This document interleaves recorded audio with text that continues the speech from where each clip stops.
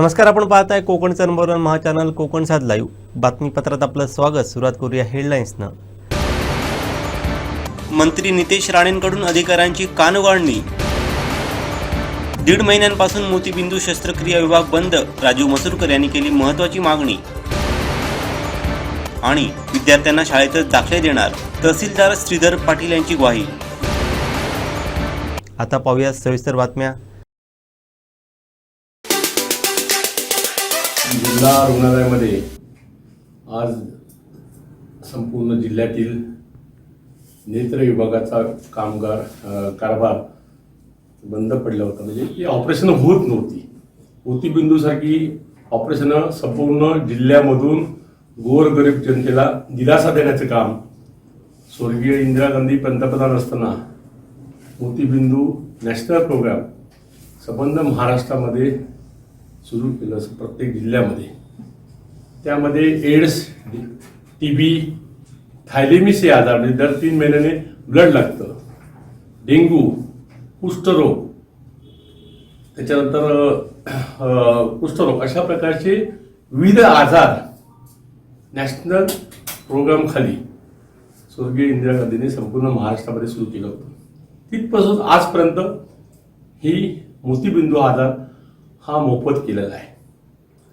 आणि साधारणपणे इतर नेत्र विभागाचा काय ऑपरेशन असेल, समजा डोळ्याला पडदा सरकला असेल, डोळ्याला मार लागला असेल, तर महात्मा फुले खाली 5 लाख रुपये, आता 1.5 लाखाचे 5 लाख ह्या सरकारने केलं। 1.5 लाख रुपये माझ्या सरकारने पृथ्वीराज चव्हाण असताना सावंतवाडीमध्ये ती योजना मंजूर केली संपूर्ण महाराष्ट्रामध्ये 28 जिल्ह्याला। त्याच्यामध्ये इतर आजार जो मोतीबिंदू सोडून इतर आजार असेल डोळ्याचा, तर सर्व ते फ्रीमध्ये मोफत ऑपरेशन सगळी केली। आणि ऑल ओव्हर इंडियाची ऑपरेशन शासकीय रुग्णालय असतात त्याच्यामध्ये ही योजना मोफत होती। जवळजवळ महिना 1.5 महिना साधारणपणे हे चालू होतं। आणि अनेक वेळा लोक माझ्याजवळ येत होते, आमची मोतीबिंदू करण्यासाठी 10-15-20 हजार रुपये लागतात, खाजगी रुग्णालयामध्ये जावं लागतं। मग आम्ही आधी हा सीझन जो आहे, जो डिसेंबर आणि जानेवारी फेब्रुवारी मार्चपर्यंत हा सीझन जो असतो, तो डोळ्याचं ऑपरेशन करण्यासाठी, शस्त्रक्रिया करण्यासाठी अतिउत्तम असतो। त्याला थंड वातावरण लागतं।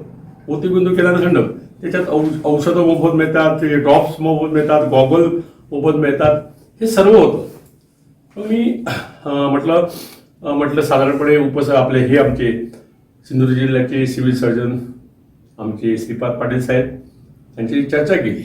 म्हटलं हा विभाग जो आम्ही मेडिकल कॉलेजला गेलाय आणि त्याची जी मशिनरी आहे, जी मशिनरी आहे ती बंद पडलेली आहे।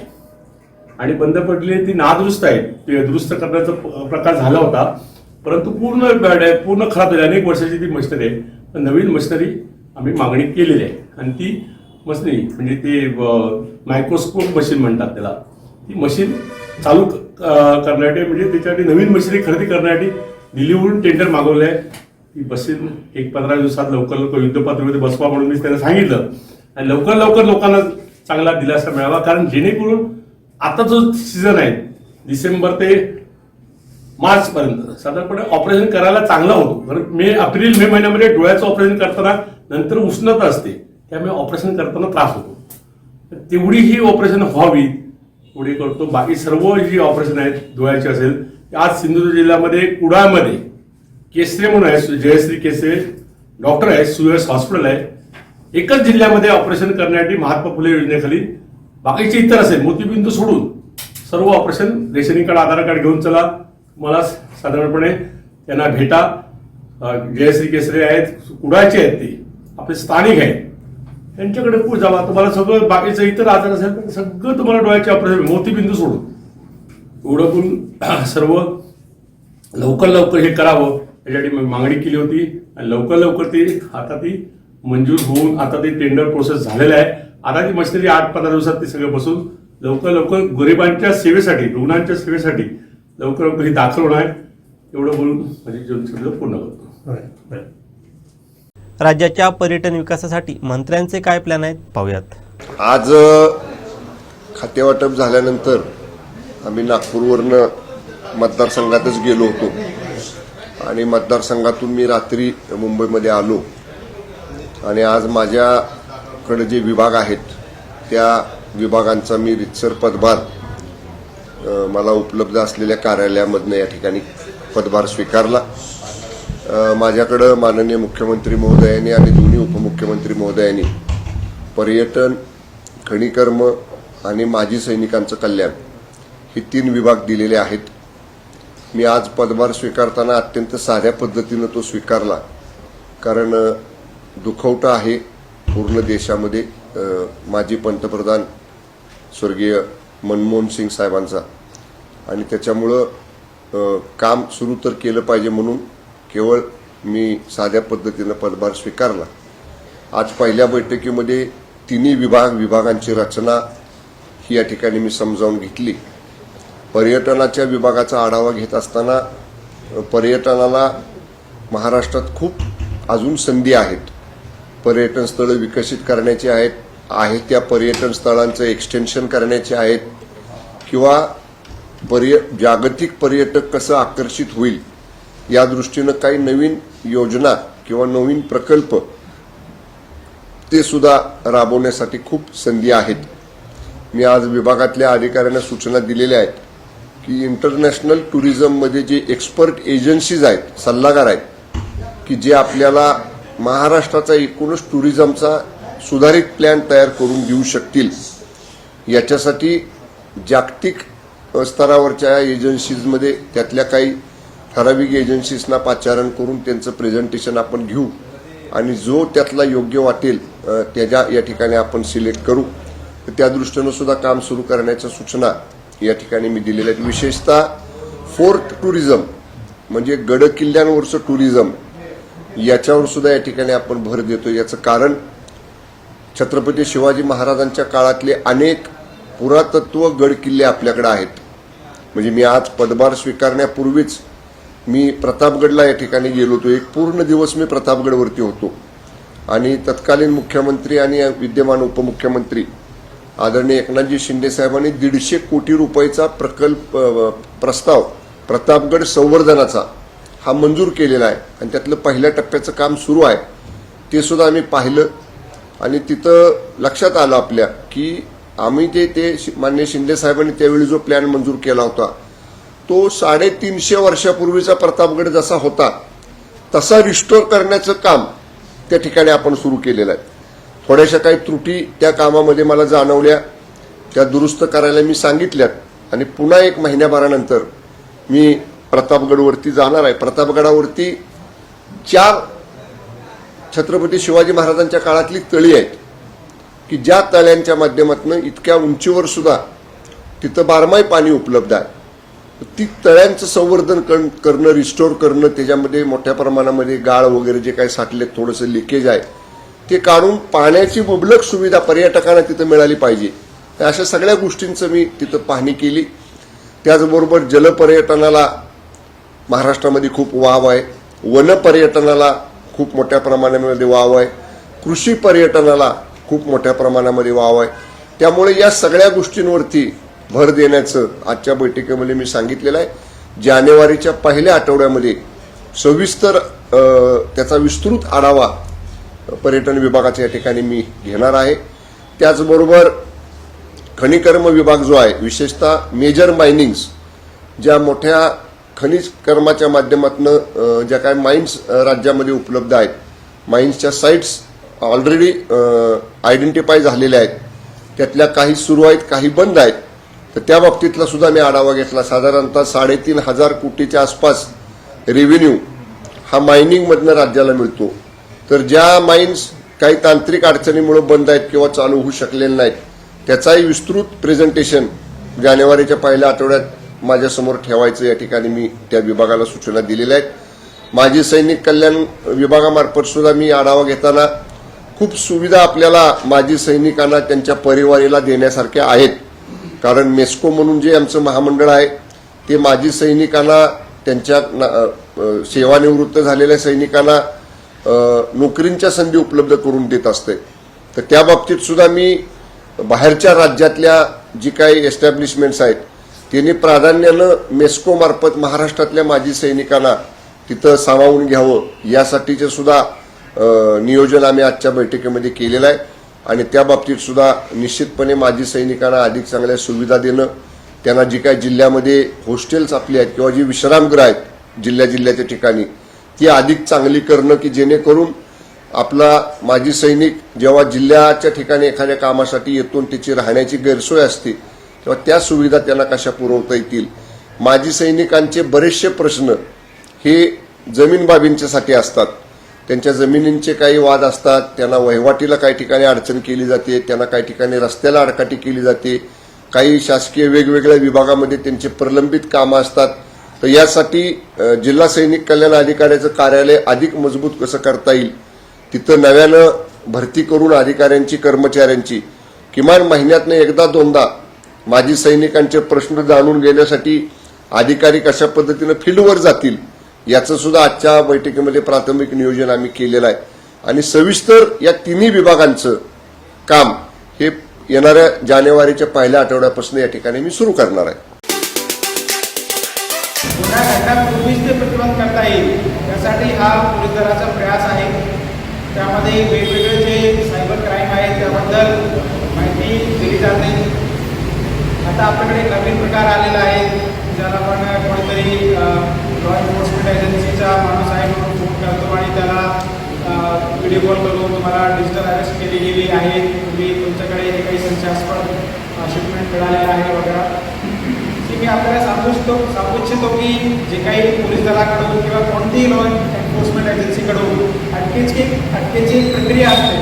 कोणी कोणाला असं डिजिटल माध्यमातून व्हिडिओ कॉल करून अरेस्ट करू शकत नाही. लोकांनी यामध्ये खूप सावध राहिले पाहिजे आणि अशा प्रकारच्या जे लोक करतायत त्यांचे प्रकाराला बळी पडू नये हे सर्वांनी थोडासा सावधगिरी बाळगली पाहिजे. पोलीस दलामार्फत वेगवेगळ्या ठिकाणी शाळा कॉलेजमध्ये किंवा पब्लिक प्लेसमध्ये किंवा अशा प्रकारे इंडोर किंवा आउटडोर पथनाट्याद्वारे प्रोग्राम घेतले जात आहेत. त्यामध्ये अशा प्रकारचे वेगवेगळे सायबर क्राईम आणि त्यापासून आपण कसं बचाव करू शकतो त्याची माहिती दिली जाते. सेकंड जो मुद्दा आहे त्यामध्ये आहे NDPS संदर्भात. आपल्याला माहिती आहे की बरेच ठिकाणी शाळा कॉलेजमध्ये ड्रग्सचा वावर वाढतोय आणि त्यामध्ये जे काही लोक लिप्त आहेत ते खूप सोप्या पद्धतीने किंवा खूप सिक्रेटली अशा प्रकारचे काम करत आहेत. तर यामध्ये अशा प्रकारचा कोणी करत असेल किंवा कोणी याच्या आहारी गेलेला असेल त्याची माहिती लवकरात लवकर पोलीस प्रशासनापर्यंत किंवा आपले जे काही संबंधित व्यक्ती आहेत त्यांच्यापर्यंत पोहोचणे आवश्यक आहे. एकदा कोणी ड्रग्सच्या आहारी गेला तर त्याचं संपूर्ण आयुष्य उद्ध्वस्त होतो. असा प्रकार आपल्याला थांबवता येईल. कुठेही आपल्याला कोणी शाळा कॉलेजच्या जवळ पब्लिक प्लेसला बीचच्या ठिकाणी किंवा कोणी ज्याची जी गतिविधी आहे ते संशयास्पद वाटते, चाहे तो आपला कोणी स्कूल आणि कॉलेजमध्ये मुलगा आहे किंवा कोणी प्रायव्हेट माणूस आहे, त्याची माहिती लवकरात लवकर पोलीस प्रशासनापर्यंत पोहोचली पाहिजे. आम्ही पण पोलीस दलाच्या मार्फतीने अशा प्रकारचे ज्या लोकांवर पूर्वी गुन्हे दाखल झालेले आहेत किंवा ज्या ठिकाणी असं काही ठिकाणी जो तिथे बसून लोक गांजाचं सेवन करतायत किंवा NDPSचं सेवन करतात त्या ठिकाणी प्लेन क्लोथमध्ये युनिफॉर्ममध्ये जाऊन सरप्राईज तिथे भेटी देत आहेत, चेक करतायत. पण आपण सर्व लोकांनी मिळून ते ठरवले तर 100% आपण जे काही प्रकार छोटा मोठा जे काही आहे ते आपण आपल्या जिल्ह्यातून हद्दपार करू शकतो. तिसरा जो मुद्दा आहे तो आहे डायल 112. की डायल 112 आपल्याकडे महाराष्ट्र इमर्जन्सी रेस्पॉन्स सिस्टम आहे, खूप चांगली अशी यंत्रणा आहे. शिक्षण प्रसारक मंडळ सावंतवाडी संचलित राणी पार्वती देवी हायस्कूल व ज्युनियर कॉलेजचे लोकगंध वार्षिक स्नेहसंमेलनाचे उद्घाटन तहसीलदार श्रीधर पाटील यांच्या हस्ते व शिक्षण प्रसारक मंडळ सावंतवाडीचे अध्यक्ष विकास सावंत यांच्या उपस्थितीत पार पडलं. विद्यार्थी मोठ्या संख्येने यात सहभागी झाले होते. यशस्तवन स्वागत गीतानं मान्यवरांचं स्वागत झालं.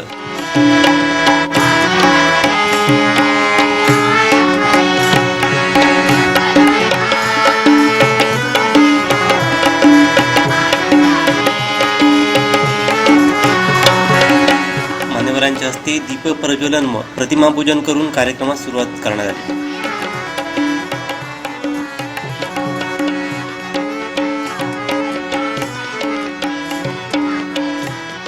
मान्यवरांच्या हस्ते मानस या वार्षिक अंकाचं प्रकाशन करण्यात आलं। यावेळी व्यासपीठावर तहसीलदार श्रीधर पाटील, शिक्षण प्रसारक मंडळाचे अध्यक्ष विकास सावंत, उपाध्यक्ष डॉक्टर दिनेश नागवेकर, सचिव व्ही.पी. नाईक, शालेय समिती अध्यक्ष अमोल सावंत, खजिनदार सी.एल. नाईक आदी उपस्थित होते। दरम्यान शिक्षण प्रसारक मंडळ सावंतवाडीचा आदर्श शिक्षक भूषण पुरस्कार प्राचार्य जगदीश धोंड तसंच माजी मुख्याध्यापक अरविंद साळगावकर यांना तहसीलदार श्रीधर पाटील यांच्या हस्ते प्रदान करण्यात आला।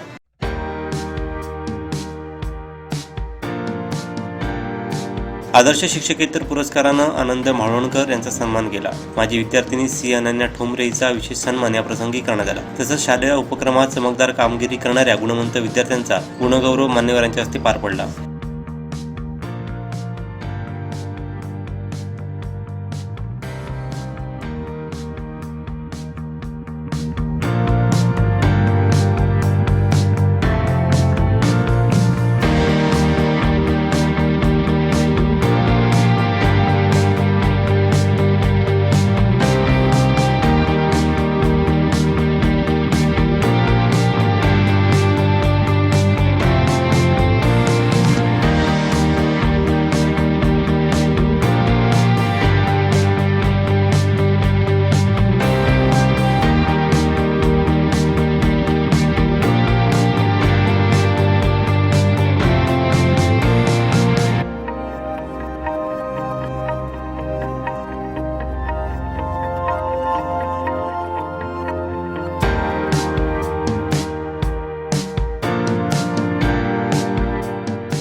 खरं तर तुमच्या शाळेचं नाव आणि तुमच्या संस्थेचं नाव हे तालुक्यात नव्हे तर आपल्या 3 तालुक्यामध्ये त्यांचं कार्यक्षेत्र, 2 तालुक्यामध्ये सावंतवाडी आणि दोडामार्ग। पूर्वीचे तर एकच तालुका होता, आता ते सध्या 2 तालुके आहेत। परंतु स्वातंत्र्यपूर्व काळापासून आता माननीय अध्यक्ष महोदयांच्याबरोबर चर्चा करत असताना कळालं की त्यावेळी मुलींची शाळा काढणारी सुद्धा ही संस्था आहे आणि त्यांनी शाळा चालवणारी सुद्धा संस्था आहे। त्यामुळं इतिहास स्वातंत्र्यपूर्व काळापासून शिक्षणाची गंगा लोकांपर्यंत पोहोचावी म्हणून प्रयत्न करणारी ही संस्था आहे।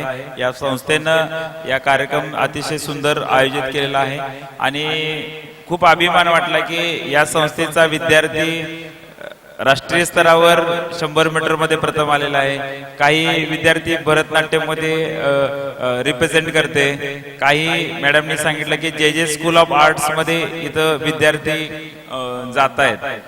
म्हणजे असं कोणतं क्षेत्र नाही, कला आहे, क्रीडा आहे, सांस्कृतिक आहे आणि त्याचबरोबर अभ्यास सुद्धा मध्ये 100% रिझल्ट लावणारी तुमची संस्था आहे। त्यामुळे अतिशय आनंद झाला की आज चांगल्या कार्यक्रमासाठी तुम्ही मला बोलवलं।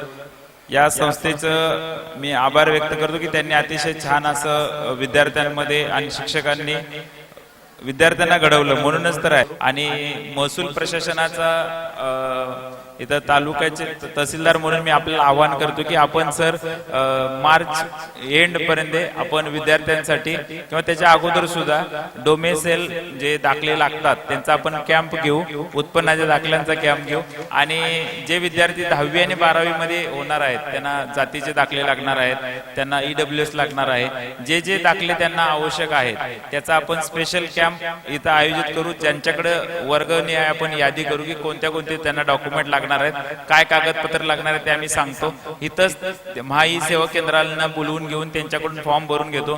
तिकडे तहसील मध्ये येण्याची पण गरज लागणार आहे, आम्ही इथंच वितरण करू असं आपण पद्धतीनं नक्की नियोजन करू।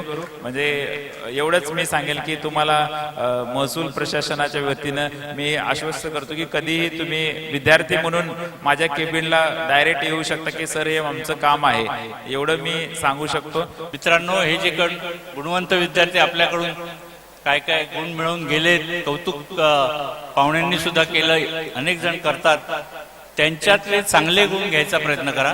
सगळेच काही आत्मसात होतील असं नाही। थोरा मोठ्यांचे, राष्ट्रपुरुषांचे सुद्धा आपण दिन साजरे करतो, त्याच्या मागची भूमिका हीच आहे। आता साहेबांनी सुद्धा सांगितलं की मी 100 पुस्तकं देतो, काहीतरी कसली तरी आणून आम्ही साहेबांना द्यायला सांगितलं तर योग्य होईल का? तर नाही। त्या वाचल्यानंतर कुठेतरी आपल्याला त्याच्यापासून स्फूर्ती मिळाली पाहिजे, प्रेरणा मिळाली पाहिजे, ही भूमिका असली पाहिजे आणि ती तुम्ही घ्यावी। हे 1ली ते 10वी हे 10वी पर्यंतच आणि पुढे आता योग्य अयोग्य हे नंतर समजेल, परंतु नॅशनल एज्युकेशन पॉलिसी, नवीन शैक्षणिक धोरण जे केंद्र सरकारने जाहीर केलंय, त्याच्यात अजून थोडीशी स्पष्टता यायची आहे.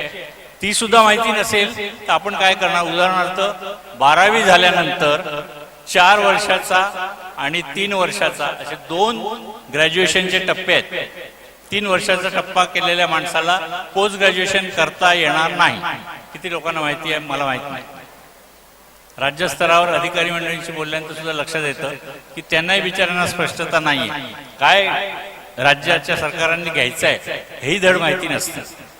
असं होता उपयोगाचं नाही. आपल्याला या गोष्टींची दक्षता घ्यायला पाहिजे आणि जितकं आपल्याला साधेपणात राहता येईल तेवढं बघितलं पाहिजे. या दृष्टिकोनातून आपल्याकडून चांगल्या गोष्टी घडतील आणि नावलौकिक या शाळेचा हा तुमच्यामुळेच आजपर्यंतचा आहे. रिझल्टच्या बाबतीत असेल आणि वेगवेगळ्या क्षेत्रामध्ये मिळालेल्या यशाच्या बाबतीत असेल, त्या दृष्टीने तुम्हाला शुभेच्छा देतो.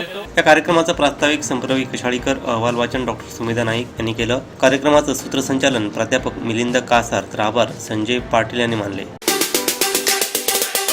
या परिसंवादामध्ये समारोपामध्ये मी काय बोलावं असं मला कालपासूनच प्रश्नचिन्ह आहे. आणि for me it is a learning experience. कारण तसं मी तर गणित या विषयाचा अध्यापक आहे आणि आपण सगळे या ठिकाणी उपस्थित जे आहात हे विविध क्षेत्रामध्ये, उद्योग क्षेत्रामध्ये काम करणारे आणि बऱ्यापैकी सिनियर 20 वर्ष, 30 वर्ष, 35 वर्ष काम करणारे सर्व लोक आहात. एका अर्थाने मी असं समजतो की विकसित कोकण आणि समृद्ध कोकण प्रत्यक्षात अवतरेल यासाठीचे काम करणारे आपण सगळे कर्मयोगी आणि राष्ट्रयोगी लोक आहात. मी तुम्हाला वंदन करतो. प्रारंभी अतिशय छान चर्चा झाली, खूप चांगले मुद्दे मांडण्यात आले आणि या सगळ्याचं संकलन अर्थात मी काही लिहून घेतलंय, काही जणांनी त्यांचे लिखित स्वरूपामध्ये मुद्दे इथे दिलेले आहेत. अजूनही काही जण कदाचित या कार्यक्रमानंतर पाठवतील.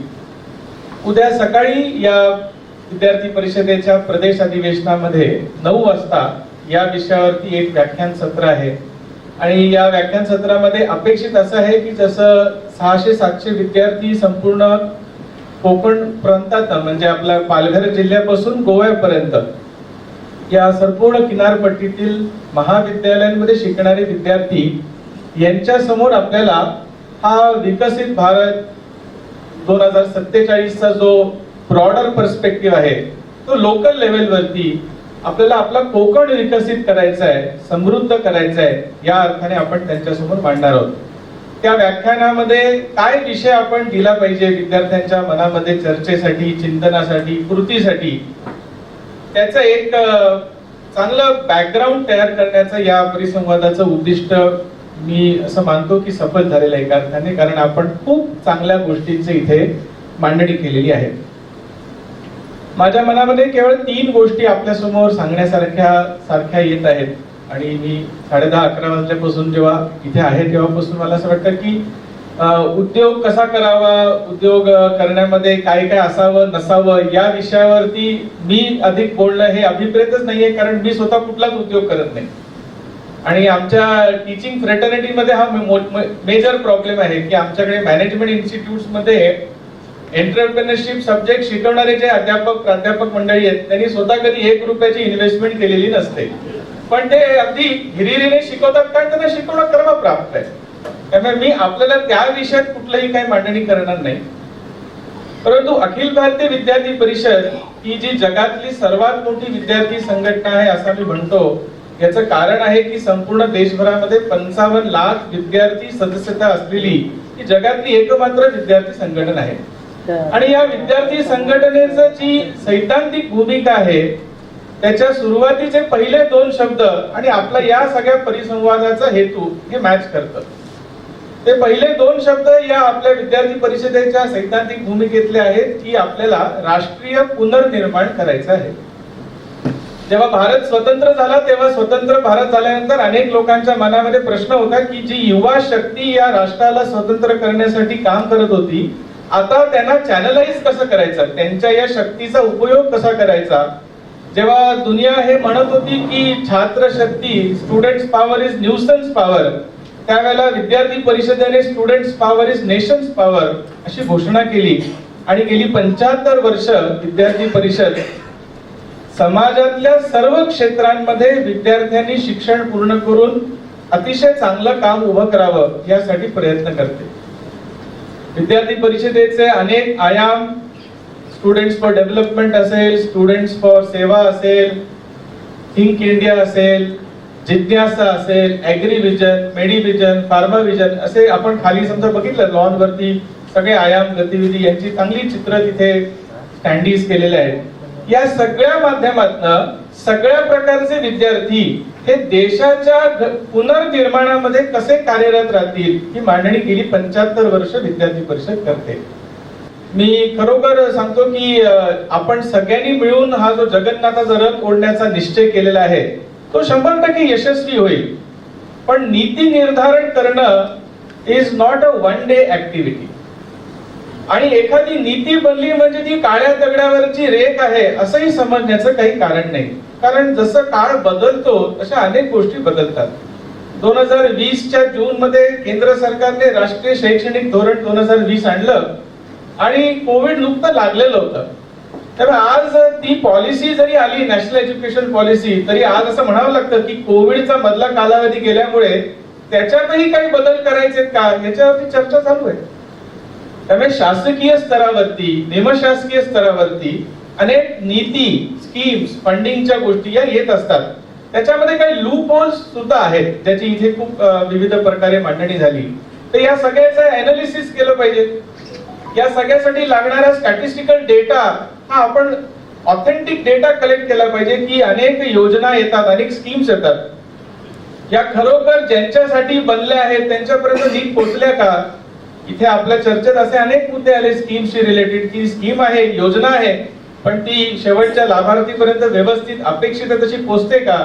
नियम बनवले जातात पण त्या नियमाला पळवाटा केल्या जातात, त्याच्यावरती काय करता येईल. त्यामुळे एक आपल्या या सगळ्या चर्चेचा मुख्य बिंदू आहे नीती निर्धारण. परंतु जेव्हा पॉलिसीज बनवायचे असतात तेव्हा ते कोणी बनवायचे असतात. आता आपण सगळं प्रोसेस फूड पासून सगळ्या गोष्टी आउटसोर्स केल्या. जसं एक उदाहरण सांगितलं की आपण ज्या गोष्टीकडे विकत घेतो त्यातल्या 60-70% बाहेरून बनवून इकडे आलेले असतात, आपण ते कन्झ्युम करतो. तर हे चित्र बदलण्याच्या दृष्टीने मला असं वाटतं की आपण या सगळ्या नीती निर्धारणाच्या प्रक्रियेमध्ये भारतीय मूल आपले जे सगळे मूल्य आहेत, जीवन मूल्य आहेत, एथिक्स अँड मॉरल्स, त्याच्या आधारावरती आपण या सगळ्याची रचना करावी. एक गोष्ट मला शेवटी आग्रहाने एकच म्हणायचंय, आणखी एक मुद्दा की जो इथे थोडा चर्चेत आला पण मला असं वाटतं की तो संपता संपता आपण अधोरेखित करण्याची आवश्यकता आहे की या परिसंवादाच्या पहिल्या लेअर मध्ये बसलेले आपण सगळेजण, आपण जरा बघितलं आपण सगळे सिंगल जेंडर वाले आहोत. आपण सगळे इथे एकही महिला नाहीये या पहिल्या रांगेत, आणि मागच्या रांगेत ज्या बसल्यात त्यापैकी उद्योजक किती आहेत मला माहित नाहीये. पण हे चित्र बदलण्याची गरज आहे. कारण इथेच याच परिसंवाद मांडणी पण अशी झाली की महिलेला कर्ज दिलं, मनीष जरांनीच म्हणलं की ते परतफेड करण्याचं त्यांचं प्रपोर्शन हे अतिशय चांगलं आहे कारण ते व्यवस्थित व्यवस्थापन करतात. आपल्या समाजातला 50% घटक आपल्या या सगळ्या नीती निर्धारणाच्या परिसंवादामध्ये अनुपस्थित आहे प्रामुख्याने. हा एक मुद्दा मला असं वाटलं की याच्यावरती आपण जरूर विचार करावा. अधिक लोकांनी बोललं असतं तर थोडं माझंच ज्ञानवर्धन या ठिकाणी झालं असतं. अशा प्रकारचा परिसंवाद आयोजित केल्याबद्दल मी कोकण विद्यार्थी निधी ट्रस्ट आणि आपल्या सर्वांचं इथे मनापासून अभिनंदन करतो, धन्यवाद व्यक्त करतो. आणि आपण सगळे दिलेले जे मुद्दे आहेत त्या मुद्द्यांवरती चर्चा करून सातत्याने या विषयावरती आपण एकत्रित प्रयास केले. याच्यात 2 शब्द मी वापरले आता, सातत्य आणि एकत्रित. कारण क्लस्टरचा करायचा विषय पॉलिसी लेवलवरती चांगला असतो पण इम्प्लिमेंटेशन लेवलला क्लस्टर होत नाहीत. त्याची कारण मी सांगायची गरज नाही, आपल्याला कारण त्याची माहिती आहे. त्यामुळे सातत्याने एकत्रितपणे आणि एकात्म पद्धतीने आपण या कोकणाच्या समृद्धीचा, कोकणाच्या विकासाचा विचार करावा. गेले 11 महिने वाहतुकीसाठी बंद असलेल्या करूळ घाटाची मत्स्य व बंदर विकास मंत्री नितेश राणे यांनी आज पाहणी केली. यानंतर पत्रकारांशी बोलताना काय म्हणाले नितेश राणे पाहूयात.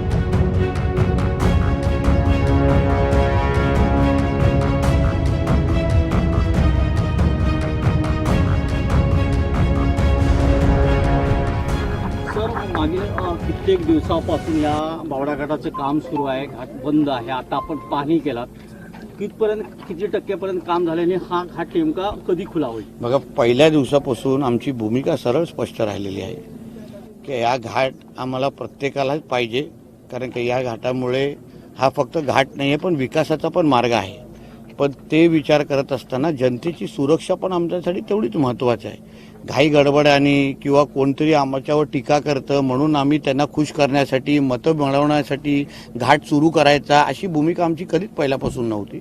संबंधित कॉन्ट्रॅक्टर असो, संबंधित डिपार्टमेंट असो, मी असो, आता आमचे पाटील कलेक्टर जे असेल, आम्ही सगळ्या जणांची एक सरळ स्पष्ट भूमिका आहे की घाट सुरू झालाच पाहिजे निश्चित पद्धतीने, पण त्याचबरोबर जनतेच्या सुरक्षेच्या संदर्भात कुठलीही तडजोड होता कामा नये. जे सेफ्टी नॉर्म्स आहेत, ज्या गोष्टी करू ज्याच्यामुळे अपघात टाळू शकतो, कारण का आता नवीन रस्ता असल्यामुळे गाड्यांच्या स्पीड वाढू शकतात, काही टर्न थोडे त्याच्यावर लक्ष ठेवण्यासारखी गोष्ट आहेत. या सगळ्या गोष्टी व्यवस्थित होईपर्यंत घाट सुरू करण्याची आमची तरी तयारी नव्हती. पण आता आम्हाला विश्वास दिलेला आहे की 10 जानेवारी, आता 15 जानेवारीची ती अशी एक प्राथमिक तारीख अशी पुढे आलेली आहे. 10 जानेवारीला परत एकदा मी कलेक्टर जे नॅशनल हायवेचे आणि सगळे लोक आमचे सहकारी एकत्र मिळून आम्ही या घाटाची परत पाहणी करणार आहोत. जे विषय आम्हाला आता विश्वासात घेतलेला आहे किंवा हे गोष्टी सुरक्षेच्या दृष्टिकोनातून आम्ही पूर्ण करू, त्या पद्धतीने आम्ही बघणार आहोत, स्वतः अनुभव घेणार आहोत, स्वतः त्या रस्त्यावर जाणार आहोत.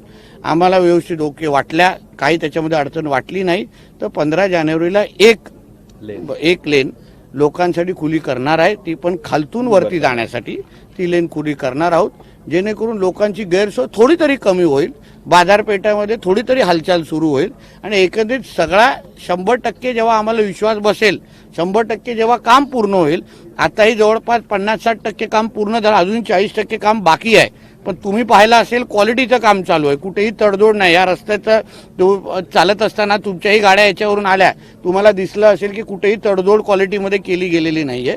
तसंच जोपर्यंत 100% सगळे नॉर्म्स पूर्ण करून हा रस्ता लोकांचा वापरण्याच्या दृष्टिकोनातून तयार होत नाही, तोपर्यंत आमच्या सगळ्यांचा बारकाईने याच्यावर लक्ष असेल. गेल्या हंगामात ऊस उत्पादक शेतकऱ्यांना फटका बसला होता, कारण त्यांना फिरून जावं लागत होतं. याच वेळी त्यांना थोडासा दिलासा मिळेल? नक्की भेटेल, पण त्याही संबंधित आम्ही कारखान्यांसंदर्भाशी पण बोलणार आहेत. त्यांच्यावर जे काय एक्स्ट्रा चार्ज जे लावत आहेत ते कसं काढता येईल त्याही संबंधित आम्ही आमच्या माध्यमातून त्यांच्याशी बोलू. शेवटी बघा, विकास होत असताना थोडी कळ सगळ्यांना सोसायला लागते. आपण पण जेव्हा नवीन घर घेतो तेव्हा टेम्पररी आपल्याला दुसऱ्या घरात राहायला लागतं की नाही, तसाच हा विषय आहे. आता आमचं हे नवीन रस्ता तयार होतो आहे, होण्याच्या मार्गावर आहे आणि जेव्हा रस्ता तयार होईल तर मला विश्वास आहे जे एवढे काही वर्ष ह्याने आपण कळ सोसली, नुकसान सहन केलं, त्या सगळ्याच्या सगळ्या गोष्टी भरून निघतील, एवढं ठाम विश्वासाने तुम्हाला सांगतो.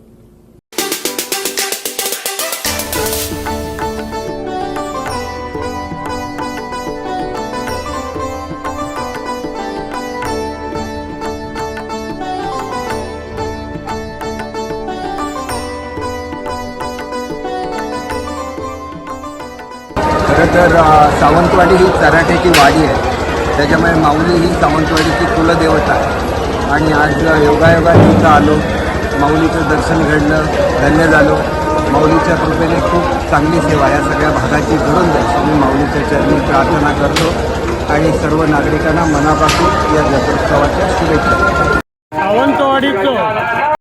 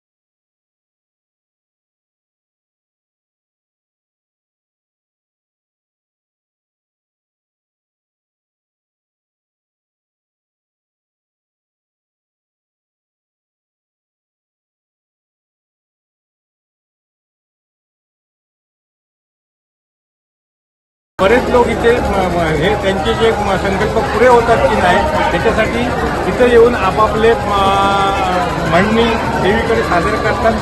आणि हा जो उत्सव आहे हा कसा आहे की ही जी आमचा सावंतवाडी शहर आहे ही प्राचीनकाली संस्थानकालीन आमच्या तराट्या गावची एक वाडी आहे. वरती पावनाई आणि रमणनाथ मंदिर आहे.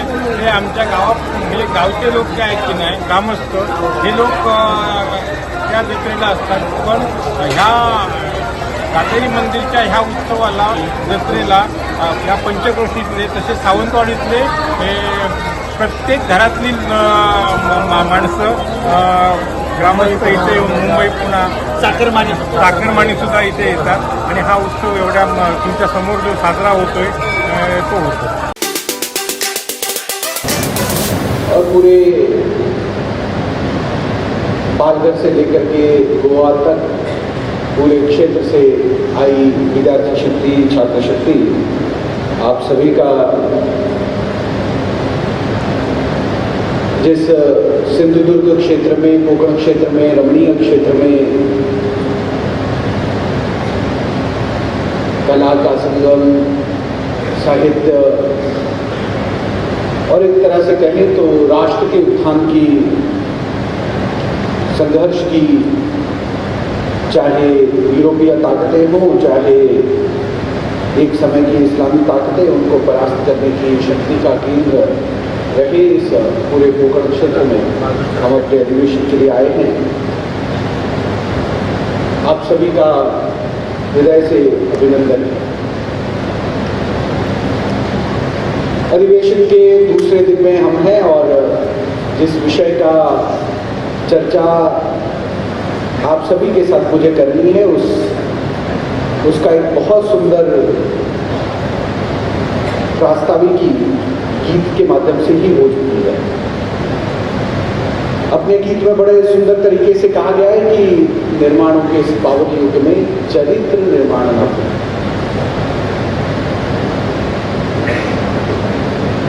हम जिस विषय की विवेचना करना चाह रहे हैं उस विषय में गीत के बोलों का और उसके अंदर के एक एक पंक्ति का जोड़ केवल संगठन कार्य के लिए नहीं है.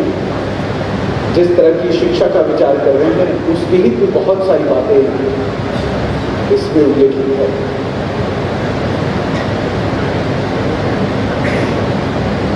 आनंदमय सार्थक छात्र जीवन.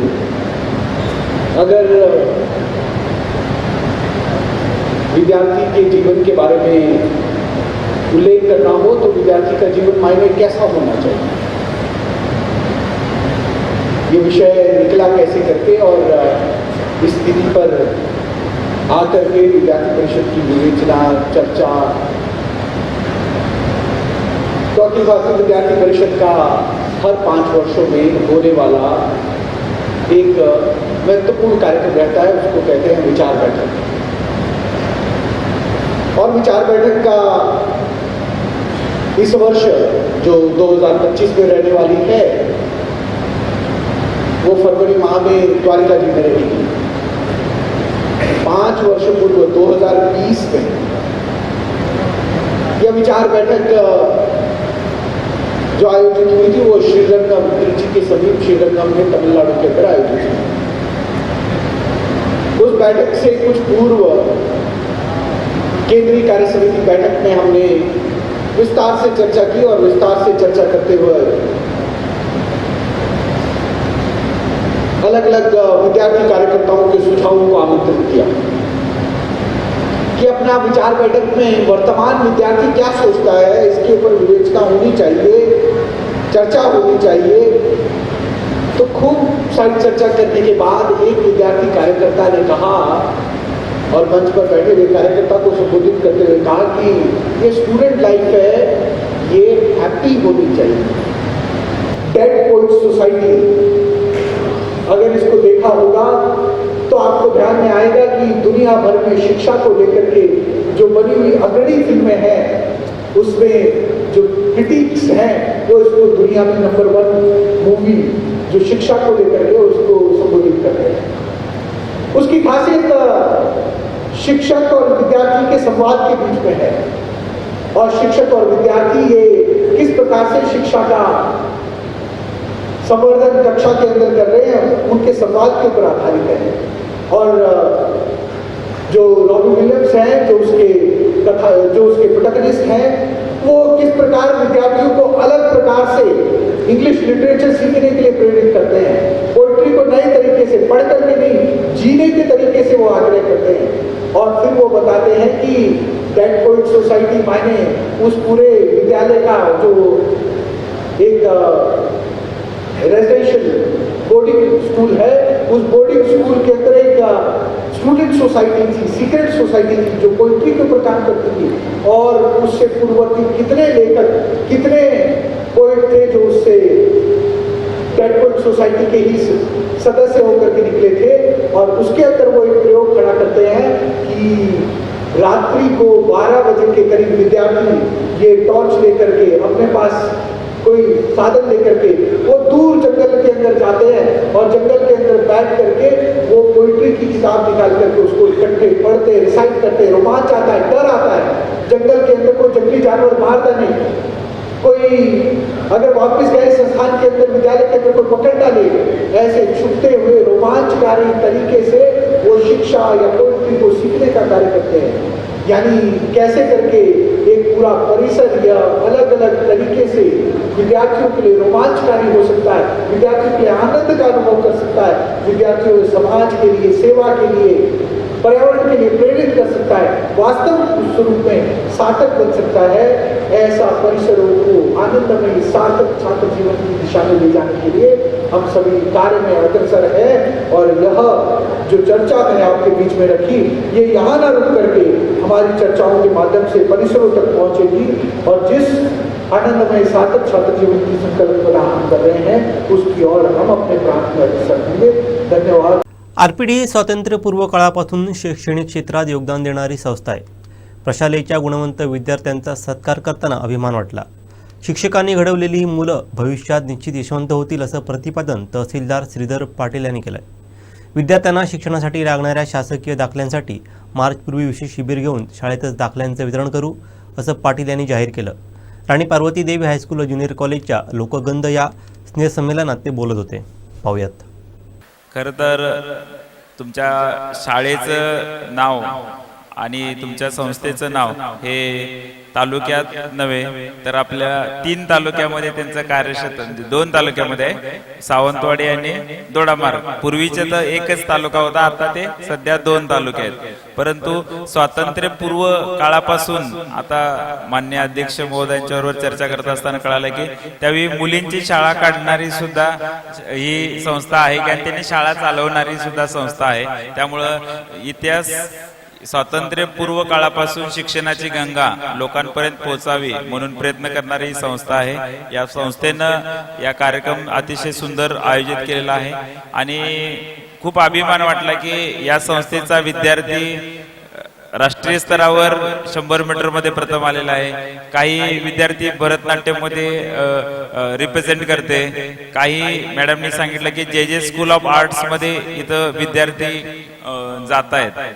म्हणजे असं कोणतं क्षेत्र नाही, कला आहे, क्रीडा आहे, सांस्कृतिक आहे आणि त्याचबरोबर अभ्यासासुद्धा मध्ये 100% रिझल्ट लावणारी तुमची संस्था आहे। त्यामुळे अतिशय आनंद झाला की आज चांगल्या कार्यक्रमासाठी तुम्ही मला बोलवलं। या संस्थेचं मी आभार व्यक्त करतो की त्यांनी अतिशय छान असं विद्यार्थ्यांमध्ये आणि शिक्षकांनी विद्यार्थ्यांना घडवलं, म्हणूनच तर आहे। आणि महसूल प्रशासनाचा इथं तालुक्याचे तहसीलदार म्हणून मी आपल्याला आवाहन करतो की आपण सर मार्च एंड पर्यंत आपण विद्यार्थ्यांसाठी किंवा त्याच्या अगोदर सुद्धा डोमेसेल जे दाखले लागतात त्यांचा आपण कॅम्प घेऊ, उत्पन्नाच्या दाखल्यांचा कॅम्प घेऊ आणि जे विद्यार्थी 10वी आणि 12वी मध्ये होणार आहेत त्यांना जातीचे दाखले लागणार आहेत, त्यांना EWS लागणार आहे, जे दाखले त्यांना आवश्यक आहेत त्याचा आपण स्पेशल कॅम्प इथं आयोजित करू। ज्यांच्याकडे वर्गनिहाय आपण यादी करू की कोणते त्यांना डॉक्युमेंट लागणार लागणार आहेत, काय कागदपत्र लागणार आहेत ते आम्ही सांगतो. इथंच महाई सेवा केंद्राला बोलवून घेऊन त्यांच्याकडून फॉर्म भरून घेतो. तिकडं तहसीलमध्ये येण्याची पण गरज लागणार आहे, आम्ही इथंच वितरण करू असं आपण पद्धतीनं नक्की नियोजन करू. म्हणजे एवढंच मी सांगेल की तुम्हाला महसूल प्रशासनाच्या वतीनं मी आश्वस्त करतो की कधीही तुम्ही विद्यार्थी म्हणून माझ्या केबिनला डायरेक्ट येऊ शकता की सर हे आमचं काम आहे, एवढं मी सांगू शकतो. मंत्री नितेश राणेंकडून अधिकाऱ्यांची चांगलीच कानउघडणी केलेली पाहायला मिळाली. आम्हाला लोकांना काय निवडणुकांशिवाय त्याच्यामुळे खाल्ल्या असं आहे. फक्त तुम्ही लोक आज तुम्हा लोकांना काय मध्ये नको म्हणून आम्ही लोक काय बोललो नाही.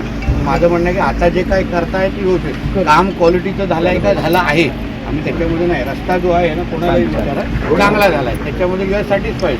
ओनली आता हे सेफ्टीचे जे नॉर्म्स आहेत तुम्हाला जे आम्ही बोलतो आणि नागरिक वरतूनही फक्त वाहतूक चालू करा, वरती जायला पाहिजे असं करा. तिकडून येणार नाही आता येते एकाच टायमाला जाणं एवढी परिस्थिती नाही आहे. सेफ्टी पूर्ण झाल्याशिवाय आपण वन वे होऊ शकते ना. सेफ्टी नॉर्म पाहिजे.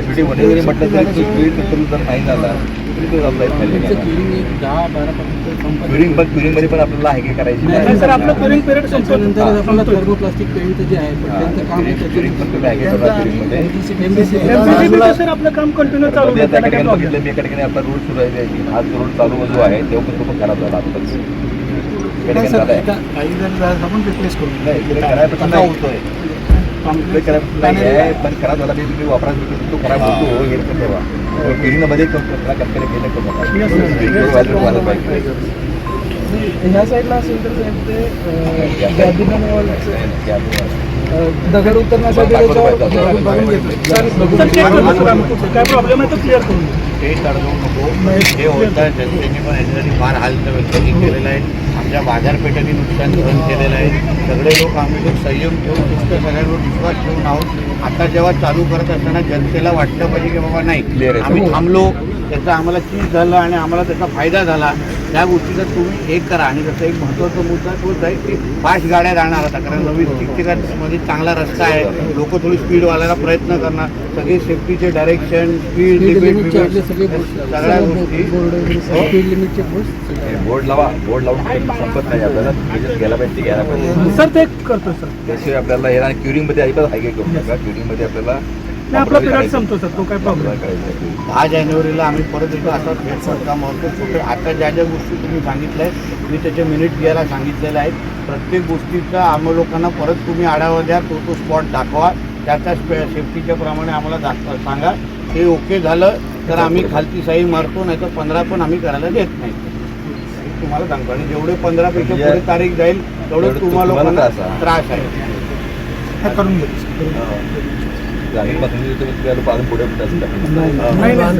पाणी कंटिन्यू. देवगड खाक्षी येथील तीव्र वळणावर शैक्षणिक सहल घेऊन जाणाऱ्या बसला अपघात झाला असून 4 विद्यार्थी किरकोळ जखमी होऊन एसटीचं देखील मोठं नुकसान झालं आहे.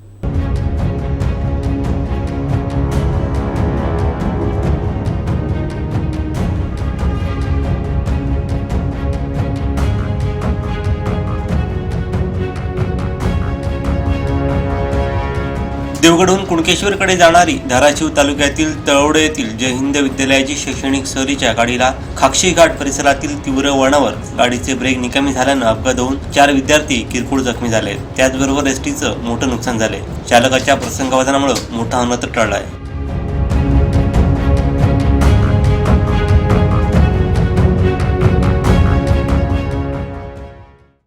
बीडमधील संतोष देशमुख हत्या प्रकरणी छत्रपती संभाजीराजे यांनी आक्रमक पवित्रा घेतलेला पाहायला मिळाला आहे. महाराज तुम्ही आज बीडला मोर्चाला जात आहेत, काय तुमचं म्हणणं आहे? काय आणि मोठ्या संख्येनं नागरिक तिथे येत आहेत?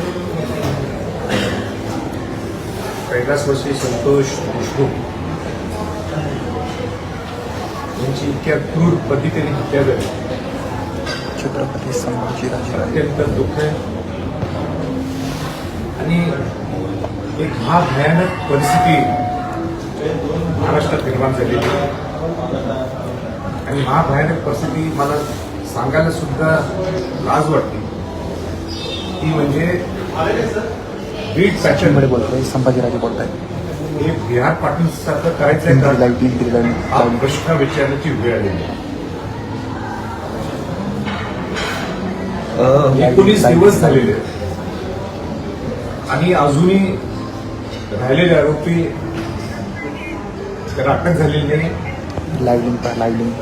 त्यांचा मोठ्या वाल्मिक कराड हा कुठं पळालाय, याला सुद्धा पकडलं गेलं नाही. नुसता मोकार लावतो म्हटलं विधान भवनाच्या पटलात असं चालणार नाही. आणि या मोर्चाला वाल्मिक कराड या मोर्चाला संरक्षण देणारे इथले मंत्री यांची अजून मंत्रिपदातून हतलपट्टी का झाली नाही, तिथे राजीनामा का दिला नाही, हा आमचा प्रश्न आहे. माझा म्हणजे मी महाराष्ट्रात पहिला होतो की मंत्रीपद शपथ घ्यायच्या अगोदर मी त्यांना सांगितलं होतं की ह्या केसला जर न्याय द्यायचा असेल तोपर्यंत तुम्ही ज्या वाल्मिक कराडाचे जे आश्रित आहेत त्यांना तुम्ही मंत्रीपद करू नका. तरीच मी केलं ठीक आहे. म्हणून माझी विनंती राहील मुख्यमंत्र्यांना, तुमचे जे काही कौशल्य असेल तुम्ही ही वेळ दाखवण्याची आहे, तुम्ही दाखवून द्या की तो खरा आरोपी जो आहे त्याला वाल्मिक कराडाला अटक करा. आणि अजितदादांना सुद्धा मला सांगायचंय की तुमच्या पक्षातला हे मंत्री आहेत. अजितदादा नेहमी पडखटपणाने आपलं नियोजन लाईव्हिंग मिळाली का? कसं का हे संरक्षण द्यायला लागलेलं आहे अशा लोकांना?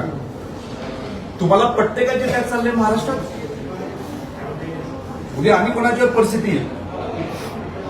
आज संतोष देशमुख एक वारला, उद्या अनेक असे जर लोक मारा लागले बिंदासपणाने, खून करायला लागले क्रूर पद्धतीने, हे महाराष्ट्राला परवडणार आहे का? आणि म्हणून संतोष देशमुखांना एक प्रामाणिक कार्यकर्ता याला न्याय देण्यासाठी सर्व पक्षातले लोक, सर्व धर्मातले लोक, सर्व जातीतले लोक आज बीडला या मोर्चासाठी सहभागी आहेत. तिथं कुठं जाती ओळख देण्यासाठी अनेक लोक प्रयत्न करत असतात. त्या जाती ओळख देण्याचा काय विषय काही नाहीये. इथं एक बौद्ध समाजाच्या माणसाला वाचवण्यासाठी हा संतोष देशमुख हा गेला होता.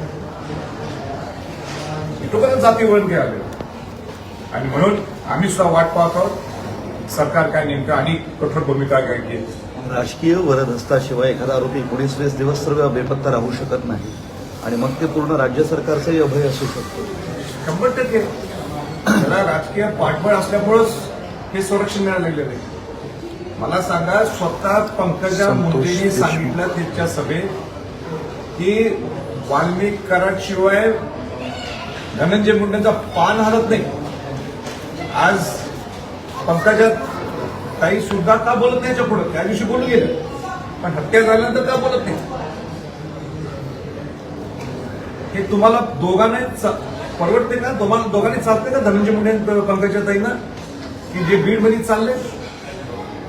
अहो, कुठेतरी राजकारणाच्या पलीकडे जाऊन विचार करा. ही माणुसकीची हत्या आहे. कुठल्या माणसाला पटणार आहे? ज्या पद्धतीने त्याचा क्रूर हत्या केलेली आहे, कोण सहन करणार आहे? बीडमध्ये गुन्हेगारीचा अतिरेक झालाय. ही घटना फक्त एक म्हणजे दिशा दर्शवणारी ठरलेली आहे. याआधी बीडमध्ये असले प्रकार खूप जास्त होत आहेत. खरंच आहे. मी म्हणजे राज्यात सगळ्यात जास्त परवाने एक छोटा जिल्हा असून बीडमध्ये आहे बंदुकांचे. थकीत झालो. जे रिपोर्ट आलाय की 1200 रिव्हॉल्व्हरचे काही पिस्तलचे परवानगी इथं आहे. स्वतः धनंजय मुंडे बंदूक घेऊन असे फायर करताना किंवा असं हातात धरताना ते फोटो आहे. फोटो काढून कसे शकतात? हा मेसेज काय द्यायला लागले तुम्ही तुमच्या जनतेला की इथं आम्ही ही आमची पिस्तूल म्हणजे आमची दहशत आहे. इथं आम्ही दहशतीवर राजकारण करणार. या पुरोगामी महाराष्ट्रात या सगळ्या गोष्टी खपवून घ्यायचे का? आता नाही चालणार. त्यासाठी आमचं बीड मुंडेंचा राजीनामा घ्यायलाच हवा. द्यायलाच पाहिजे त्यांनी. मी आज नाही मागत. मी पहिल्या दिवशी त्यांना मंत्रिपद देऊ नका हे मी सांगणार. मी पहिला आहे का मी त्या लोकांच्या जनतेच्या भावना पाहिजे. मी जेव्हा संतोष देशमुख यांच्या घरी गेलो होतो भेटायला, 23 दिवसानंतर हे आरोपी पकडले जाते. राज्य सरकारचं अपयश आहे का? गृहमंत्र्यांचं अपयश? अपयश हे अपयश आहे की काय पुढे बोलले काय करतात त्याच्यावर दुसरे एका शब्दावर पकडण्यापेक्षा ही सरकारची जबाबदारी तुम्ही SIT नेमा, SIT नेमा, तुम्ही SIT नेमला पुढं काय मुवमेंट झाली, कुठे आहे ते सगळे आरोपी? तुम्ही या आरोपीने सारा पकडू शकत नाही. कुठे आहे तो म्होरक्या?